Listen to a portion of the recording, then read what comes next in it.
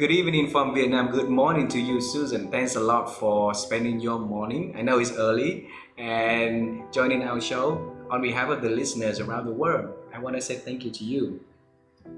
Thank you. I feel honored to be with you this morning from St. Louis, and amazed that by technology we can be connected halfway across the world. I know. I'm gonna give you a virtual hug, and then hopefully one day that I'll be able to see you in person. We met a lot of our guests in person. Is beautiful, you know.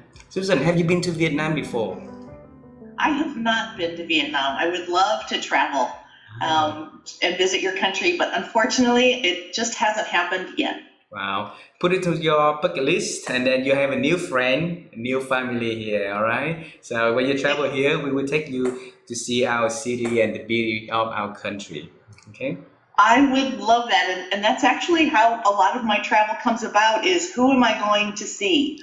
There are great pieces of history to visit as well, but it's about how am I getting to spend some time with people that mean the most to me. So that sounds like a great invitation. Be careful, I might just take you up on it. Well, we have a lot of guests also came to Vietnam during the past couple of months, and we had a lot of dinners at home, very beautiful. So one day we're gonna have dinner with you here, all right?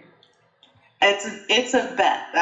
It's a deal. All right, and in our culture, it's a great honor if we can have you to do a little introduction about who you are and the works that you are doing. Could you please do that for us? Sure, I'd be happy to. Let's see, first and foremost, I'm the mother of 3 amazing and inspiring adult children, so I'm really excited. They are beginning their own careers, as we would say in the United States. They're almost off the payroll. A couple of them are still on my phone plan, but otherwise they're doing really well and independent and pursuing what they love. So I view part of my job as a mom was to build confident adults. And so they're happy, they're committed, and they're confident. And so that's been a real exciting part of the journey for me to see that happen. I'm actually an entrepreneur by, I think, birth. My dad was a serial entrepreneur, and growing up in that environment, it had a big influence on how I saw the world, things that I was exposed to, probably my risk-taking, my comfort with that, and also just this insatiable desire to say, I think we can always make it better. So it's not about being perfect, it's about just constantly pursuing excellence. And so that's been a passion of mine. I started out pretty traditional education, went to business school, thought, this is in the late 80s. It was all about accumulation. It was all about mastering the game. And I got a degree in finance. I went to work for a large energy company. I was an analyst there, and I was there about 6 months, and I realized that if I died in my cube, nobody would know for about 3 days. It was just a massive environment, and it was very compartmentalized, to say the least. And so I just really thought, well, where does the work that I do go? What happens to it? And so I started wandering around the floors and trying to figure out, well, where did the work come from and where was the work going? And so I got a bit of a reputation for being a kind of a different character in the business, right? So they're like, why do you ask so many questions? I'm like, I didn't realize I was asking a lot of them. I just wanted to know a little bit more about how all of this fit together. And after a little while, realized that's probably not my strongest environment. And I wanted a little more freedom, I think is probably the best way to look at it. I actually came back to work in our family business. So I'm a 2nd generation family business owner and participant. I did that for quite a while, and I swore I'd never do that business.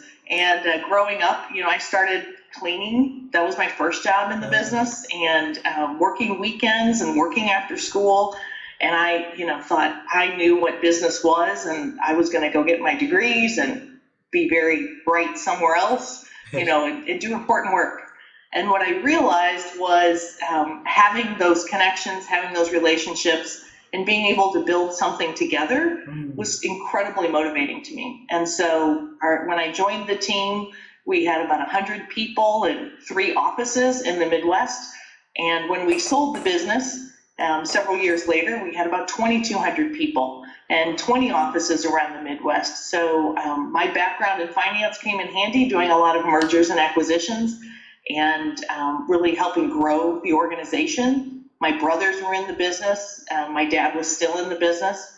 And we were able to create a lot of opportunity for people. I came at it by the finance side of the house, but what I realized is the fun was in the doing. And so while we can build spreadsheets and cash flow projections and, all kinds of takeout scenarios, the fun was really in how do we integrate these businesses that we were bringing together? And how did we get people to achieve more together than they could by themselves? And so that's probably been the foundation of how I approach just about everything since. Wow. So long answer to say I'm an entrepreneur who likes to continue to find places for people to achieve more together. Wow. And that curious girl, and going around the office and asking how things connected, leading to a new transition later on in the career also, Susan. And that also leading to a new curiosity for me in here also. You have a phenomenal journey that you introduced to us only in 5 minutes, less than 5 minutes. All right. So we need to dive in and understand further on that. Okay. Let's travel time Absolutely. together. Can we? Sounds good. You'll be the tour guide, and I'll see if I can provide some color. Sure. When I was young, when I was a little boy, I wanted to become an astronaut. Okay, so flying and going to another planet seemed so cool to me, but life didn't give me any opportunity to do anything close to that. Except we've been to the Texas and see. So when you were young, Susan, what was your dream about your future, though? I had this vision that I was going to be a really this sounds crazy. I was going to be some corporate executive that got to travel the world. The thing that I really enjoyed was travel. And so even my first job, babysitting, I would save all the money that I made. And it's embarrassing low how much you make as a babysitter back in the 80s and 70s.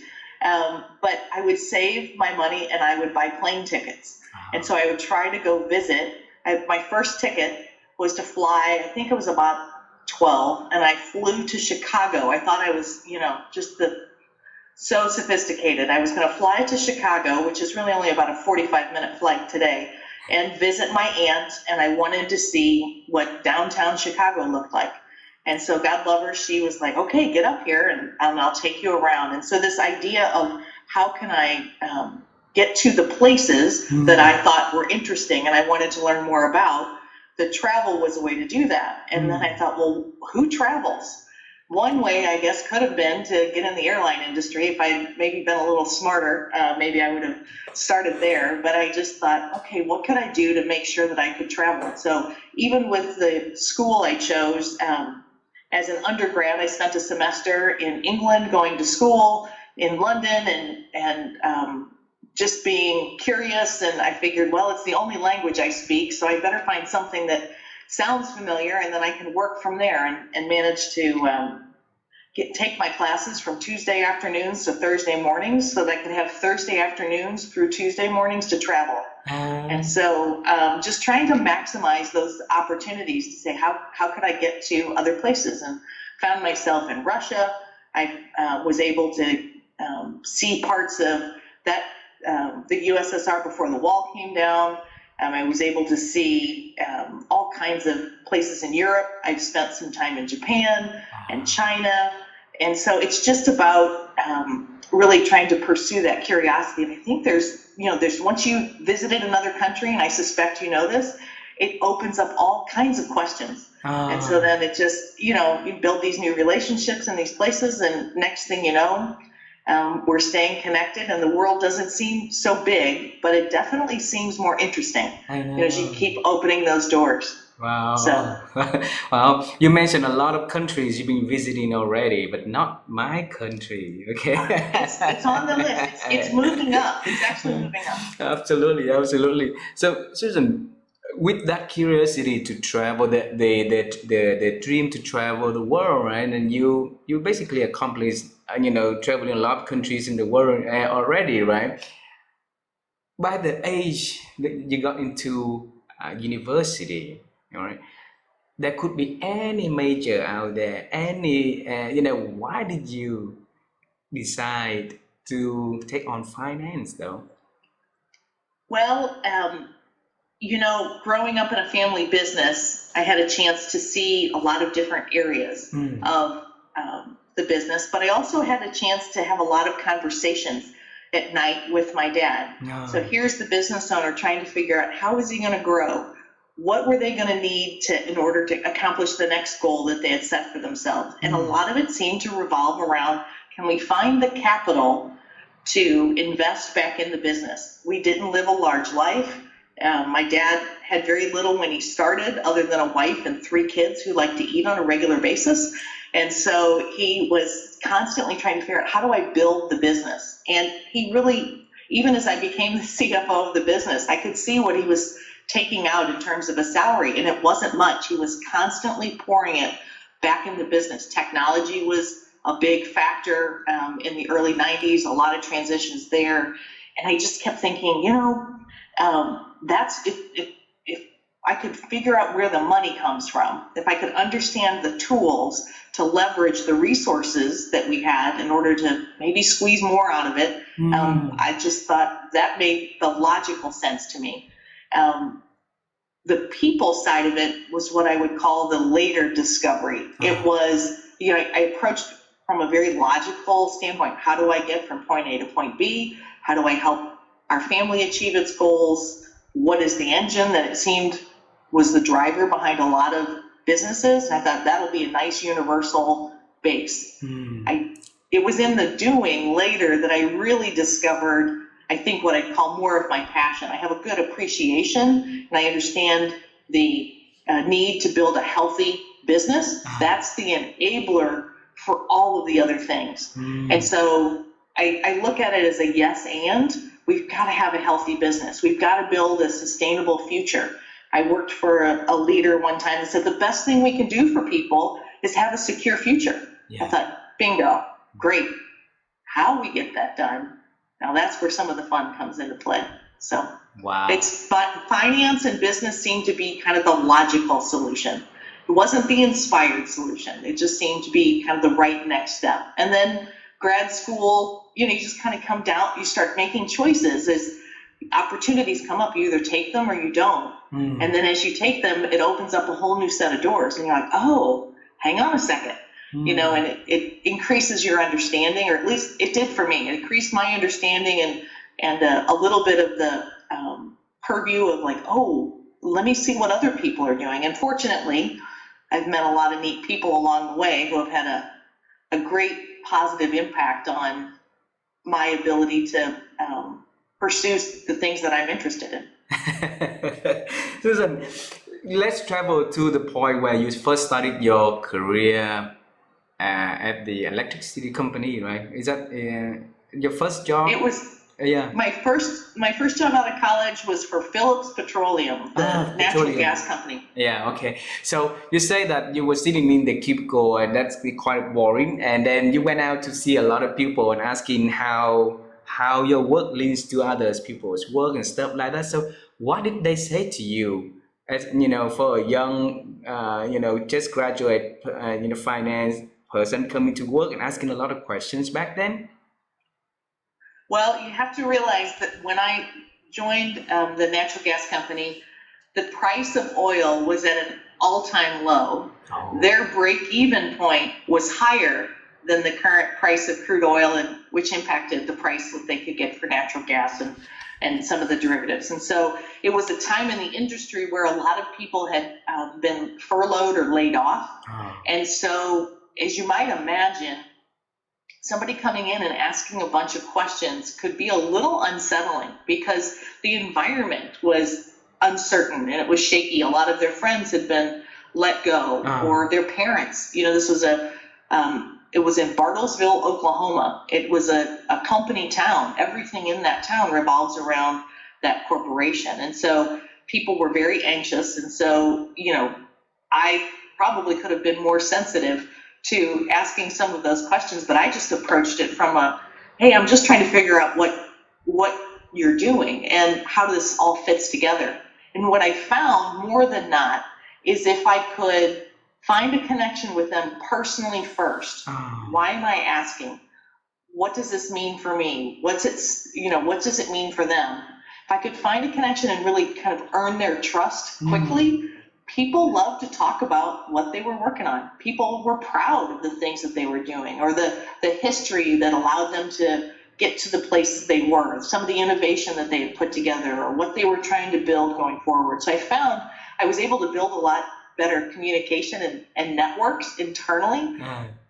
It was a little shaky at first because they're thinking, who's this stranger from outside? She's, I was driving a foreign car in a Midwestern town. They're like, what are you doing? This, you just look different. And at the time, that was a big thing. Now, there's different kinds of cars everywhere on the street. But at the time, it was just a unique environment, and people were a little hesitant to the new person. And so it got to be a lot of fun. We ended up, I was able to serve as a connector then for a couple people across departments. So it turned out not just for my benefit, but all of a sudden it was like, oh, hang on a second. Let's talk to this group in transportation. Or, hey, did you know that the engineers are working on a special valve that's going to make it easier for us to measure the actual gas flow? Wow. And so, going to meetings near the refinery, like, well, come and see how this is done. I got invited to some really interesting places, and I was like, oh, because I don't have a science background. I had a sales and marketing background from my dad's business and a finance education. And I'm like, okay, so now how does energy work? And so it was a great discovery. The people I met and who poured into me couldn't have been nicer. But it did take a little bit. It took earning their trust. And then it was almost like, well, if you want to come along and learn what I'm learning, let's go together. Wow. So how did you find out the secret in building, in getting what you want? You have to, build relationship first, this, especially during that is a very challenging time to a lot of people. So people tend to protect for their own turf, and then, and now you gave them the trust, you gave them the comfort by putting the relationship up front first, right? So what did you talk to yourself back then, so for you to come up with that smart strategy, Susan? Well, I think it was more about OJT, on the job training, and trying a few things more than having the big strategic plan. And that's what I mean about looking at opportunities and the literally daily choices. Who am I going to have lunch with? I could go out and, have lunch on my own, or I could say, hey, could I learn a little bit more about your area of the business, and could we grab a sandwich together? And so it was about trying to make myself approachable and say, okay, well, how can I make this easier for them to have a conversation? And honestly, what would make it more fun? I didn't want to eat by myself. I was in a new city. I knew nobody.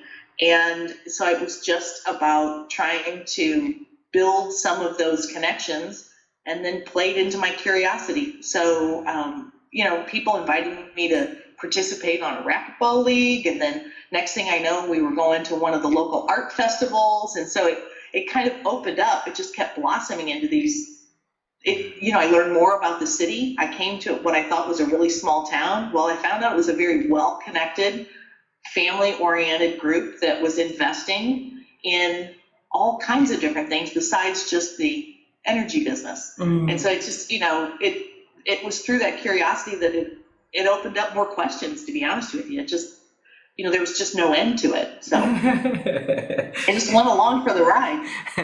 Did you get trouble sometimes? Oh, absolutely. Absolutely. I had a senior leader, had called him by his first name. he introduced himself. Hi, I'm Chuck. I said, hi, I'm Susan.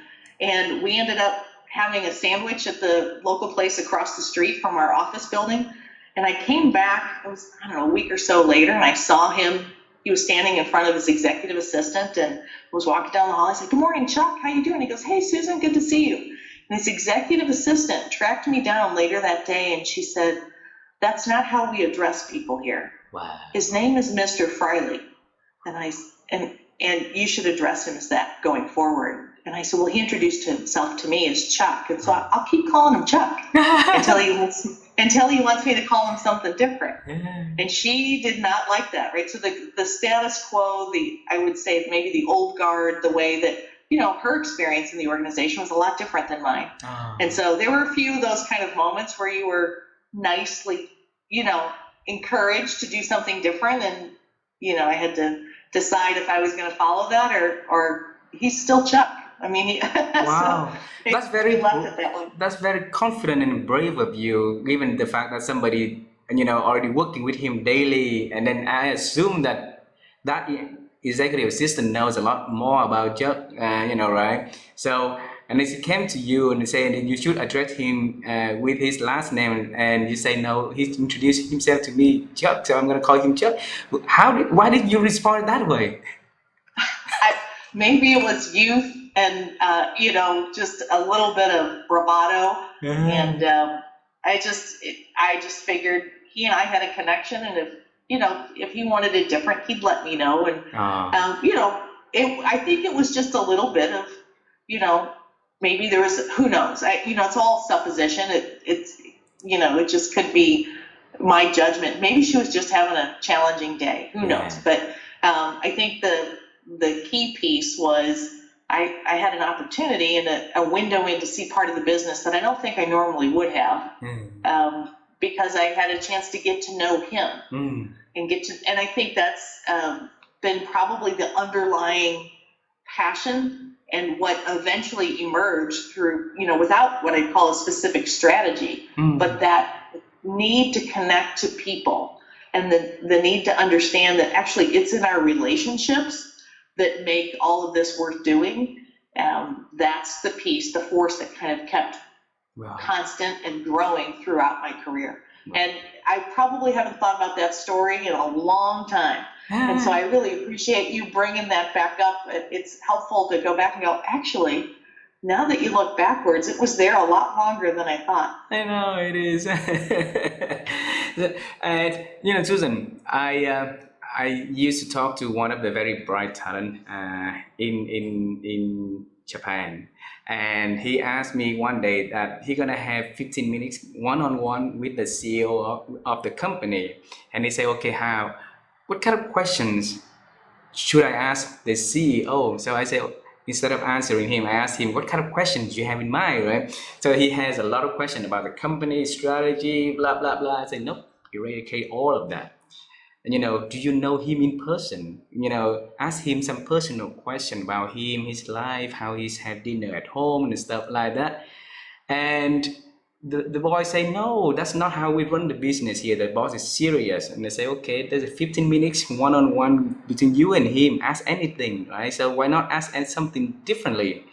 And a week later, I got a call. It's about very early in Vietnam. I say, okay, hi, the best advice ever I got, because the CEO took it really not a 15 minutes, but it took an hour for him to talk and share, because he said that nobody, ever asked him those personal questions. So I think the relationship, when we can build it, it takes us and and the conversation a lot more fruitful, right? Oh, it does, and I think you can do that with anybody. Yeah. It crosses boundaries. I think people, it's not positional, it's not generational, it's not by race or ethnicity. I think people want to connect with people, and they enjoy working with people. And though we represent some large companies, or we may work in some really complicated fields, and we might be experts in a certain area, and we're passionate about that, at our core, I think people want to be seen for who they are.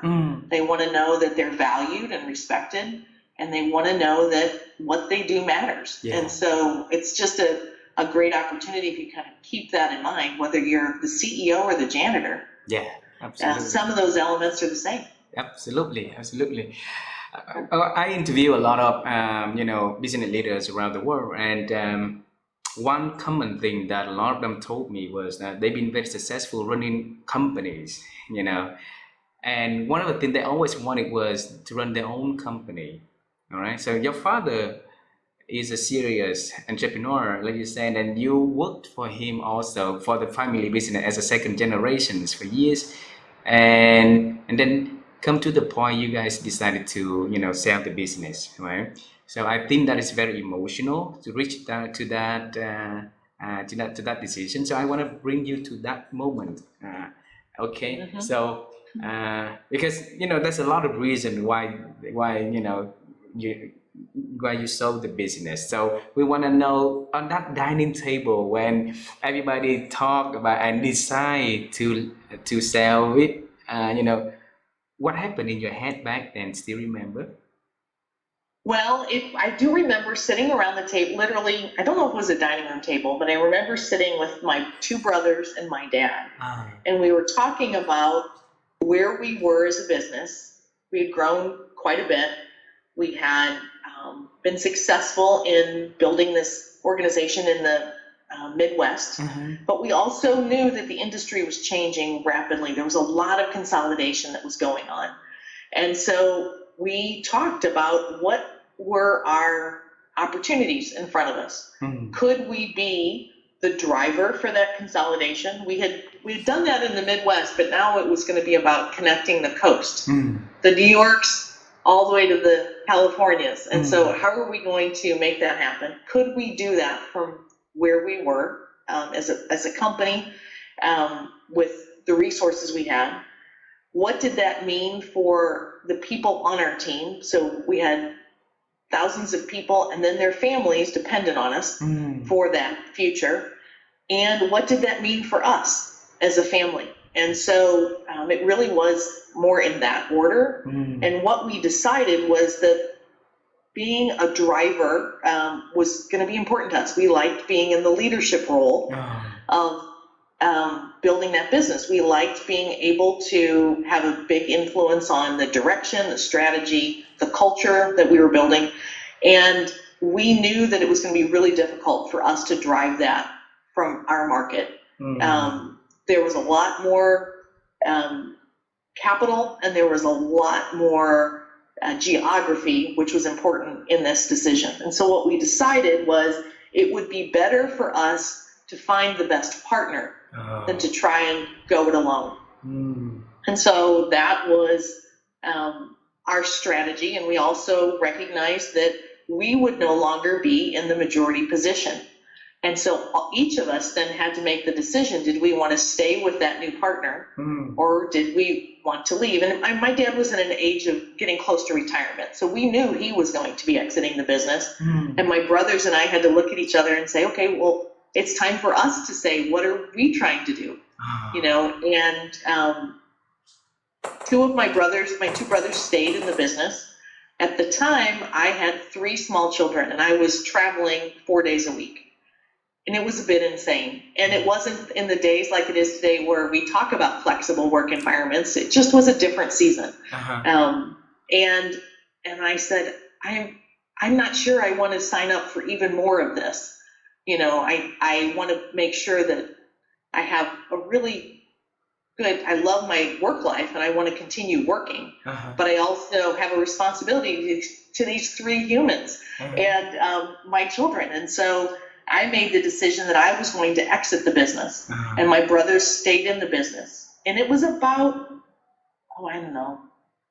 within 2.5, 3 years, both of my brothers exited the business. In that time, I had started a new business and I was fortunate to have my first client as my family. And so I started a real estate development business. We owned a lot of the real estate that was outside of the operating company. And I said, actually, we could use some of the new tax laws and we could start our own real estate fund basically, and we could help other entrepreneurs build their own buildings and enjoy some of the benefits that we've enjoyed over the past 15 years. We could help other people do that. And at the same time, we could now be the investor to those entrepreneurs. And they liked that idea. Wow. And so I was able to pivot and, basically share the information that we had learned over the years and have the flexibility to be more present for my family and still pursue my professional career and have my brothers and my dad as my partners. And so our family business really evolved. While we sold one business, we started another. And since then, each of my brothers have gone on to be very successful in their own right, and we still do investments together. Wow. And we still love talking about business. And so if you'll see us during a holiday or a barbecue, it's usually the four of us are over to the side and we're like, what's the latest and greatest? What are you working on? And we love talking about business and its potential and building for more opportunity. So it's interesting that it was a really hard decision. Do we let go of what we know in this business, the future we think we're going to see, and can we step into something unknown for all of us? And then we were able to, I'm really proud to say we were all able to navigate that successfully, and not just in terms of professional success, but I think if I think about our family and the way we communicate and the way that we support each other, our family dynamics are still just as strong, if not stronger. So I think it was a really good inflection point, but you're right, it was scary. Wow. Because we had no idea what that was going to look like. But Susan, a lot of family business builds and fails, right? And then your family business build and thrive from there. Each of you grow differently and then grow together and then go together differently also. So what is the secret behind how each member of the family works together in that business, so that one not going to step on another, or where you can create a grow abundant things for everybody in the table. Sure. I think it started probably with my dad's incredible candor. He believed, and I do too, and I think my brothers do as well, we can talk about anything. There's no subject that we can't talk about. And so even as teenagers, when we all weren't getting along, it'd be time for a family meeting. It's like, all right, we're going to sit down, we're going to have this conversation. And, as teenagers, we're like, oh no, like we have to really do that, right? And he kept calling us back. We always stayed in conversation. Even in the, times when you're like, I don't want to spend any more time with you, right? Growing up, as siblings do. And you're like, nope, here we go. Time for a family meeting. And you're like, okay, all right. But it taught us that actually, how do we build on that trust, our care for each other? And we do that in the communication. It's the way we show up for each other. It's the way we learn to listen. It's the way we can appreciate each other's emotion and have a space for that, for people to share what they're thinking, how they're feeling, and then together, how do we move forward? And so I think that carried on into then the way we work together as adults. We literally have a family meeting next Thursday morning. We get together periodically to talk about how are things going, what are the issues we need to talk about, how are we planning for the future. And so we still have that discipline of coming back together. We set time aside. It's not about how are you going to get your to-do list done today. It's about what are the big issues that we need to be talking about. Given my parents' age, their estate planning, their legacy planning, that's a big part of our conversation. How are we understanding and making sure that we're going to all be on the same page about continuing their legacy? Beautiful. What's important about that to us? How do we think through it together? So I think the communication and the trust are at the foundation of being successful in multiple generations and through all the changes that have come our way. Beautiful. Please send our respect and hugs to your family, each member of your family on your family meeting next Thursday, right? I will. Yeah. Thank you. Seems like your father plays a very big influential role in your life, right? So if you can pick one thing that he taught you, and then you keep it in your heart, for that many years, what is the one thing that about him that you can share with us? He's got a lot of good qualities. So narrowing it that down to one, um, my dad is really driven, and he is very goal oriented, and he's a man of high integrity.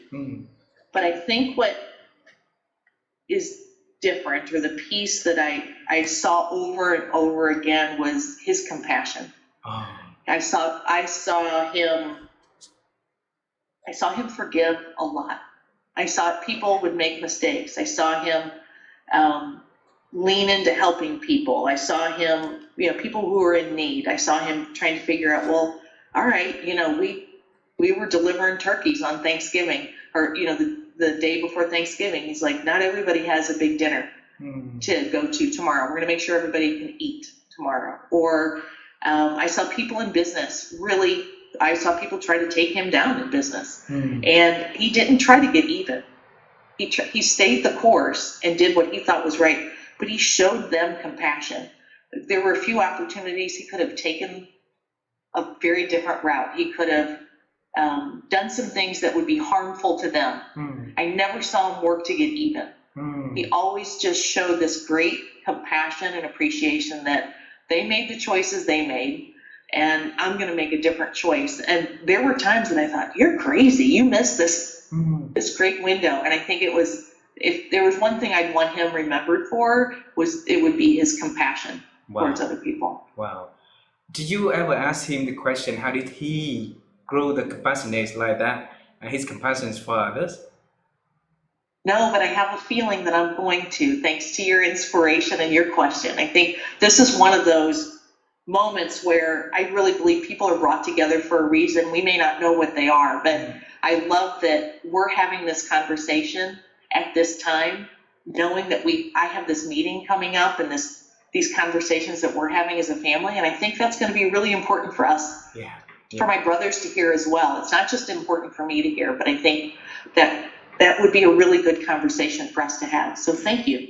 Thank you. Thank you for unlocking that. And Susan, when you hear the answer from him, would you come back and share with me so that we can share with the world? Because if each of us can learn from his wisdom and the way that he lives, and can practice, look at how beautiful this world can be, right? And will be. So I love to share those insights, and then hope that we can grow, and not just ourselves, but the generations after that, into the directions that better for everybody. All right. I will. Yeah. I will. I'm excited to report back. I have my homework, so I've written it down. So I've got a little homework to follow up on. So tell us, I have a few more questions for you today, and then I want to go into the business that you are doing at the moment also. I feel that there is a huge transition that, from the latest business that you are working on. Tell us what it is, could you? Sure, I'd love to. So I have started another business. I've had the good fortune of starting and owning my own business. I worked in as I said, the real estate development and management space. I then moved to work with an organization. It was actually one of my clients in the financial services industry, and I became their head of people and strategy. And I kept saying, I'm not a traditional HR person. And they're like, great, that's not what we're looking for. We're looking for somebody who can help us, think through the business from a people perspective. And I thought that would be fantastic. And then I had the good fortune of working with another organization called the Chapman & Co. Leadership Institute. I had invited them in to help us at the financial services company, and found the work that they did so profoundly impactful. I thought, if we could do that here, just imagine what we could do with other organizations. And so I joined their team, and I was there for about 6 years, and I still work with them. And I'm a contract team member to that group and still get to spend a lot of good time with those wonderful people. And I started Eicon Partners, really this idea around how do you work in partnership with organizations. And I'm focused primarily on working with senior leaders in privately held, sometimes family-owned businesses, and working with these organizations to say, if we develop really good leaders and we develop exceptional teams, we can deploy our strategy better, we can create opportunity for people, and we can, at the heart of it, achieve results on purpose. This idea that how we work should all be aligned to kind of our purpose and values. And so, yes, we can build a really strong business. And so bringing that business acumen to bear and that experience, but also bringing to bear the experience of how do we create intentional culture and leaders inside the organization to build that future. And so my whole focus is around working with those middle market companies and helping them do that, because often they don't have the infrastructure, they don't have the expertise. I came from environments like that. We had to figure it out. And so my goal is, how can I help you accelerate that path? And how can I connect you to other partners who can help supplement some of the needs you might have, whether that's a marketing support, that might be your change management tools and strategies, but how can we do that in a way that doesn't make you consultant dependent? It builds that muscle internally so that you can carry it on and begin to deal with a new set of challenges and a new set of issues as your business is evolving. So really trying to find those leaders who are intent on building a thriving business and culture. We want the business to be successful, but we also want the people within it to be successful, to go home, feel fulfilled, feel valued, and feel energized for the work ahead. Beautiful. Susan, inside your vein is the blood full of curiosity, all right? And you've been, create a new goal and then achieving it and create a new goal and achieving it and stuff like that. Well, a lot of people very dry on ideas, let alone speaking up, executing ideas, and coming up with ideas to do something is hard for a lot of people. I want to ask this question. What is the one big question that you ask yourself occasionally or regularly, I mean?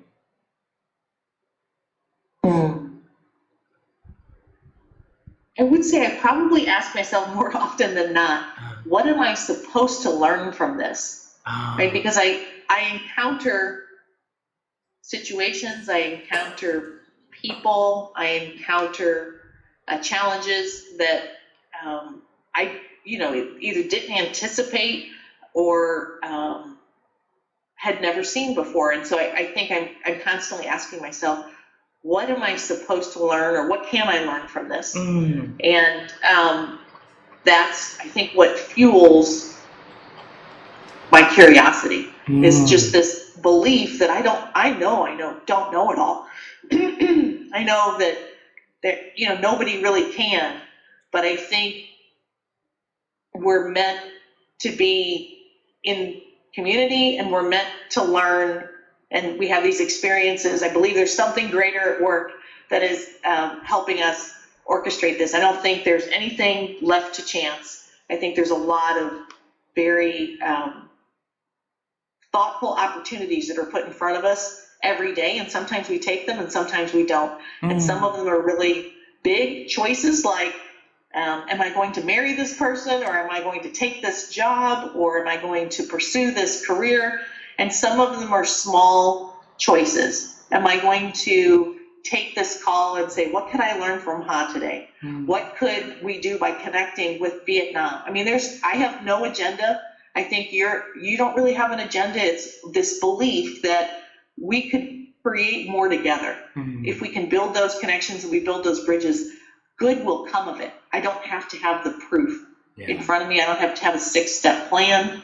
It's this belief that we're meant to meet each other now, and it will unfold as we need it to unfold and as it's intended to. And so I'll even stop at the end of our conversation today and probably jot a few notes down, like, so what were some of my takeaways? What can I learn from our conversation and from your approach to even the inspiration behind building all these podcasts and opening up these conversations? So I appreciate you being a catalyst for good things. And I appreciate you sharing a lot of beautiful things today. I love it. I have two last questions for you today, Susan. All right. For each of the guests joining our show, we always ask them one question. It's about their thinking.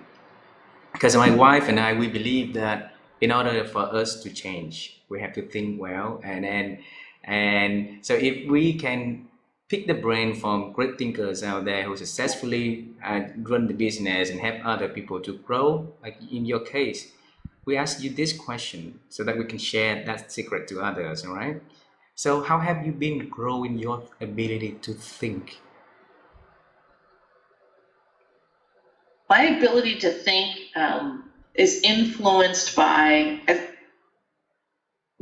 conversations I have with people. So I have been fortunate to have several good mentors and trusted advisors, and so I think constantly looking who's in that orbit, who do I see that's inspiring, that is making not just a positive impact, but a profound impact in different areas. And so I would say my thinking is very much influenced by the conversations I have with them. And then probably my insatiable curiosity. So I try to read everything I can get my hands on. And so, and trying new things. I'm playing around with AI, like how does that work? Just experimenting. What can I do? And that's kind of a popular thing, reading as many articles as I can. What's that impact going to have on the way we work and how people create and innovate? And so I would say my thinking is really influenced by constantly pursuing more thinking, right? with people. It's that curiosity. It's with people, and it's with finding something that I find interesting and trying to do a deep dive on. All right, well, what are the other sides to this story? Not just the headlines. Wow. I'm going to try it myself. So. Wow. Thank you for sharing that. So having conversation, reading, and playing something new, and then keep circulate the thinking so that you can have more thinking within the thinking, right? Right. Yeah. Right.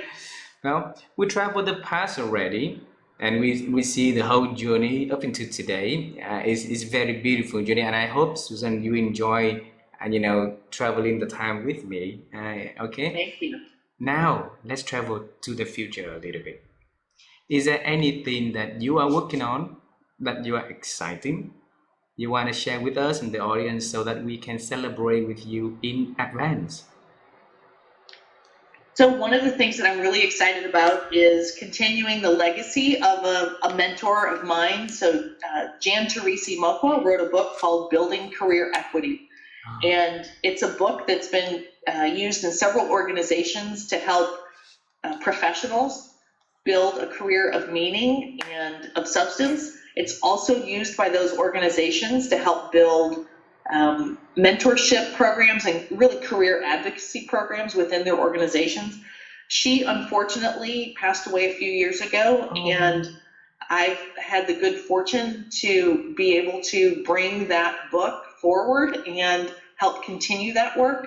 And so I have a couple partners with me in the fall that we're going to put on a few more of these programs in terms of how do we bring this thinking, these tools to people. They're very practical and actionable, and how do we get them in front of the people that can really benefit from the most? And so we'll be doing some programs with some entrepreneurial organizations. We'll be offering that to them to say, look, this is not complicated. This is a way of thinking, and here's some useful tools that you can bring this, everything from your interns to your most seasoned professionals. How do we think about building an intentional future for the organization, but also for these individuals? And together, if we do that well, then we build loyalty, we build innovation into the system, we build relationships that transcend kind of the business. And so the idea is, how could we my passion is, how can I continue that legacy that